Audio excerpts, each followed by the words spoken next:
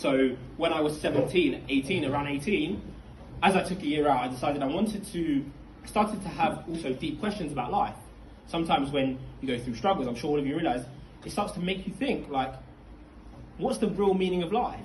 You know, before that, I was, I had a six-pack, I don't know where it's gone, but I had a six-pack, I was in the basketball team, you know, I was out partying with girls, I was doing all that stuff, you know, I was doing all that stuff, you know, and I started to have these questions, I started to really think about things like, where is that taking me?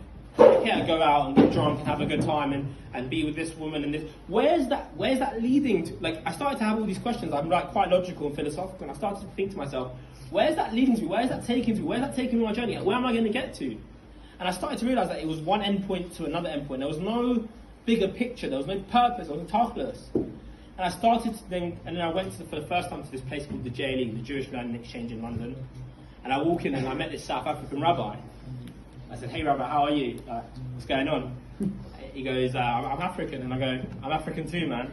And on that moment we just connected, and it was so interesting because I went to Israel. This is how I really knew I was Jewish. This is the moment, guys. You know, I told you when I was 11. Basically, they told me that if I came to a session every week to hear a speaker, and there was food, free food, which was great, and there was like a learning session after. That at first I was going for the social. That I would, every time I went to this session, I would get a certain amount of money off the Israel trip at the end of the year. And I was like, this is my Jewish brain came on. Free trip to Israel. Like, come on, like, I don't want to pay a few £100 to go to Israel. So I went to all these sessions and I fell in love with Derek Hashem. I fell in love with philosophy, with Jewish philosophy. And my mum was really worried at the time because she was like, "Joe, like, we didn't grow up religious at all. Like, how are you enjoying this religious stuff?" I didn't even know why I was enjoying this religious stuff. I'm like, cool kid, you know? Like, is that free food? Yeah, free food. But then when I went to Israel, they didn't tell us on the itinerary that we would be going to yeshiva every morning.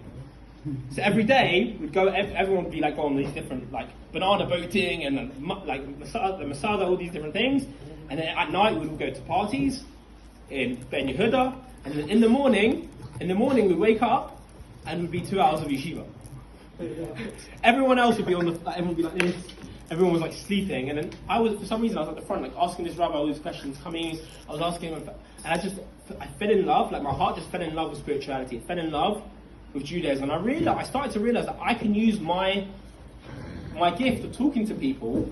I can use it not to talk to girls, but I can use it and channel that energy like a laser.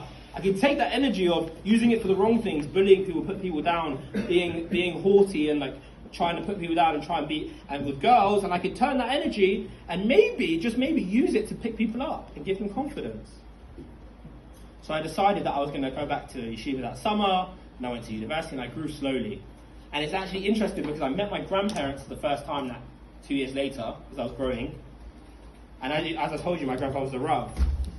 He found out that I was growing on my journey, and he asked to meet me.